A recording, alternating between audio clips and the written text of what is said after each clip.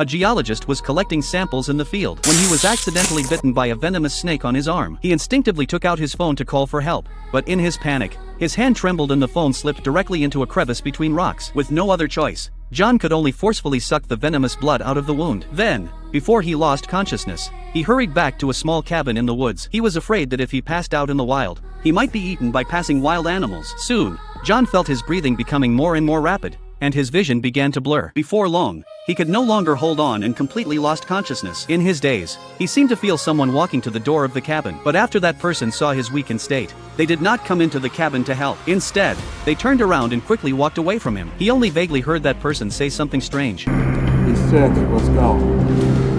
Unable to reach John for a long time, his mother sent a farewell message and then there was no further sign of life from her. But at that moment, with his mind hazy, John had no time to worry about it. He only managed to wake up briefly to drink some water when his body was extremely thirsty. Fortunately, John eventually fully woke up from his coma. Without his phone, he had no idea how long he had been unconscious. He realized that not only had he not died from the snake venom, but even the wound on his arm had already healed. John thought that his initial first aid must have worked. To be safe, he still planned to go to the hospital for a checkup. Only then did he notice that his car was already covered in a thick layer of dust. John didn't think much of it, simply wiped the car windows, and drove toward the town. But upon entering the town, he discovered something eerie. The streets, which should have been lively and bustling, were now completely empty. Scattered supplies lay everywhere on the roads, as if people had been fighting over them. It was only when he saw the corpses lying by the roadside that he realized something was terribly wrong. The skin of those corpses had turned dark and grayish, with many flies buzzing around them, clearly indicating they had been dead for a long time. John didn't know what had happened, but the tragic scene before him clearly showed that something major had occurred here. Not daring to think too much,